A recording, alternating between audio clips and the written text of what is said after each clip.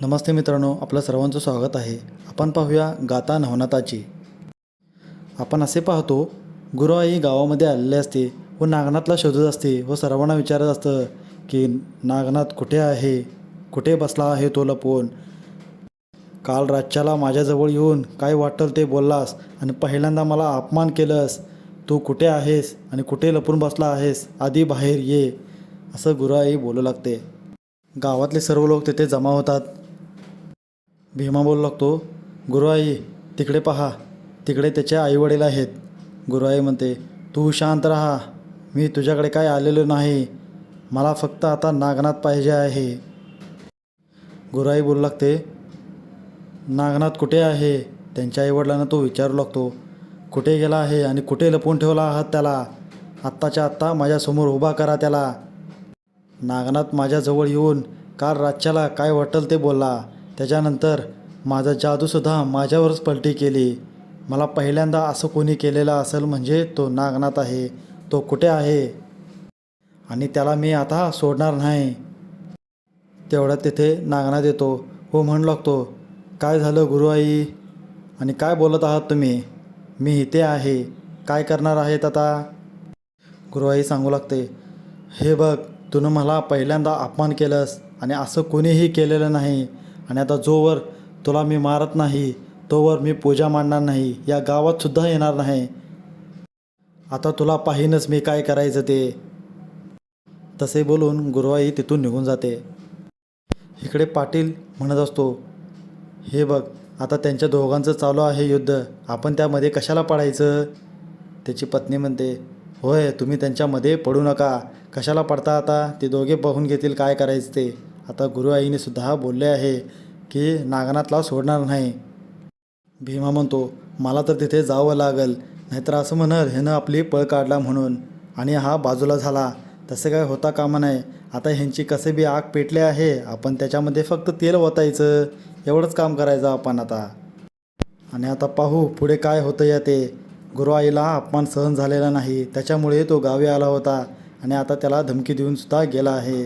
आता नागनाथचं काय होतं आहे ते पाहूया पुढे.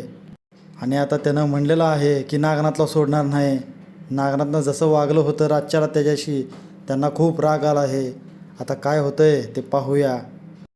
इकडे गावामध्ये आपण पाहतो, सर्व लोक खूप घाबरलेले असतात व नागनाथला म्हणत असतात, नागनाथा, आमच्यामुळे तू तुझा स्वतःचा जीव धोक्यात नको टाकूस आणि आमच्यामुळे तू हे सर्व करत आहेस आणि नको तुझा जीव तू धोक्यात टाकूस.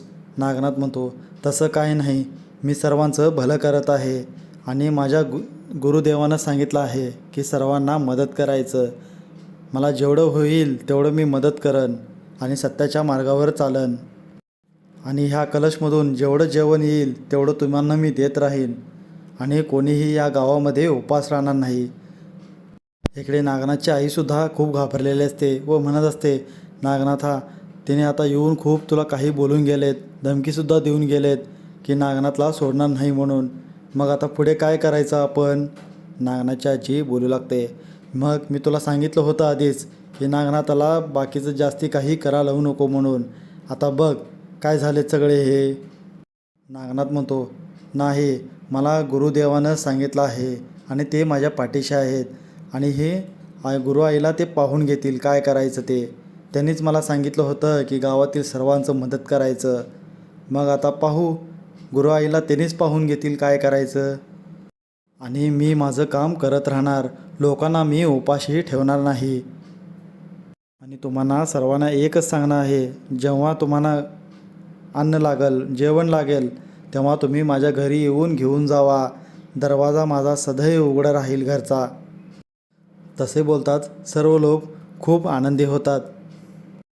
इकडे पुढं आपण पाहतो, गुरुदेव दत्त हाका मारू लागतात नागनाथला. ते पाहून नागनाथ त्यांच्याजवळ येतात व पाया पडतात. नागनाथ बोलू लागतो, तुम्ही मला आवाज दिलात म्हणून मी येथे आलो. काय होतं गुरुदेव, मला बोला.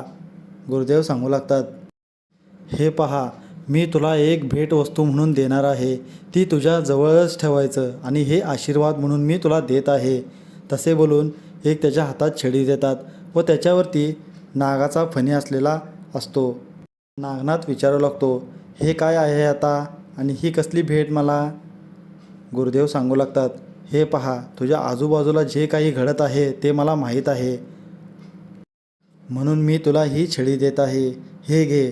तू नागकुळातला असल्यामुळे ह्या छडीवरती नाग आहे ते पहा आणि ते तुला संरक्षण करेल. ह्या छडीमध्ये मी मंत्र घातलेले आहेत. कोणतेही वाईट मंत्र तुझ्याजवळ येणार नाहीत, कोणतेही वाईट जादू तुझ्यापर्यंत येणार नाहीत. ही छडी त्यांच्या सामोरे जाईल आणि तू स्वतःचं संरक्षण करू शकशील. आणि हे सर्व मी स्वतः आजच संपवलं असतं, पण तसं नको करायला. जसे नैसर्गिक कृती चालत आहे तसे सर्व चालू दे आणि जसं निसर्ग चालत आहे तसं चालू दे. आपण त्याला लगेच नको संपवायला. बरं, हे झालं. मी तुला एक कलश दिला होता, त्याचं काय झालं? बरोबर काम चालू आहे ना त्या कलशचं? नागनाथ सांगू लागतात, हो, त्या दिव्य कलशमधून मी सर्वांना जेवण देत आहे. आता कोणीही गावामध्ये उपाशी नाहीत. दत्त गुरुदेव सांगू लागतात, हे पहा, सर्व लोक गावचे तुझ्या भरोशावर राहतील आणि ते कष्ट करायचं सोडून देतील. याच्याकडे सुद्धा तू ध्यान दे आणि लक्ष ठेव. नागनाथ सांगू लागतो, हो गुरुदेव, मी त्याच्याकडे सुद्धा ध्यान देईन आणि गावामध्ये कोणीही उपास राहणार नाहीत याची मी दक्षता घेईन. पुढे आपण पाहतो, नागनाथ गावामध्ये येतो. ते सर्व लोक छडी पाहतात. गावातले सर्व लोक विचारू लागतात, अरे ही छडी कसली काय बरं? आणि ह्याच्यावरती नागसुद्धा आहे, कसे काय? आणि कोण दिली ही छडी? नागनाथ सांगू लागतो, हे मला माझ्या गुरुदेव दत्ताने दिले आहेत. पाटीलचा मुलगा बोलू लागतो, हा तू छडी कुठून बनवून आणला आहेस आणि काही पी सांगत आहेस गुरुदेवाने दिले म्हणून? नागनाथ सांगू लागतो, नाही, मला गुरुदेव दत्तानेच दिले आहेत. ही छडी माझ्या संरक्षणासाठी त्यांनी स्वतः मला हे दिलेत, आशीर्वाद म्हणून दिलेत. पाटीलचा मुलगा म्हणतो, तू काही बी बोलतोस, आम्ही ते ऐकून घ्यावं का? तू ही छडी कुठून बनवून घेतलंस ते सांग आणि मी सुद्धा ह्याच्यापेक्षा मोठी छडी बनवून घेतो बघ. असे बोलून तो पाटीलचा मुलगा तिथून निघून जातो. गावातले लोक बोलू लागतात, नागनाथ, त्याच्याकडे तुम्ही लक्ष नका देऊ, तो तसाच आहे. बरं, ही छडी कशी काय दिली तुम्हाला गुरुदेवांनी? नागनाथ सांगू लागतात, आजूबाजूला जे काही घडत आहे त्याच्यामुळे मला हे छडी दिले आहेत आणि हे मला संरक्षण करेल, त्याच्यामुळे मला गुरुदेव दत्ताने ही छडी दिली आहेत. पुढे आपण पाहतो, पाटील गुरुआईकडे आलेला असतो व तो म्हणत असतो, गुरुआई, तुम्ही त्या नागनाथचं काय करणार आहात आणि त्याला कशी शिक्षा देणार आहात तुम्ही? तो अजूनपर्यंत सर्वांनी जेवण देत आहे गावामध्ये, त्याचं काय करायचं आपण? आता कोणीही उपास नाहीत गावामध्ये. गुरुआई सांगू लागतो, आता त्याला मी नाही सोडणार. त्याचा आधी गुरु कोण आहे ते मला पाहायचं आहे. त्याला मी संपवलं म्हणजे हा स्वतःहून मला पायात पकडत येईल. तो कोण आहे ते आधी पाहू. पाटील म्हणतो, म्हणजे तुम्ही झाडाच्या ऐवजी मूळच काढायचं म्हणता, म्हणजे झाड आपोआपच पडेल. इथे आपला आजचा भाग संपतो. हा व्हिडिओ आवडला असेल तर लाईक करा, कमेंट्स करा, नवीन असाल तर सबस्क्राईब करायला विसरू नका. धन्यवाद मित्रांनो.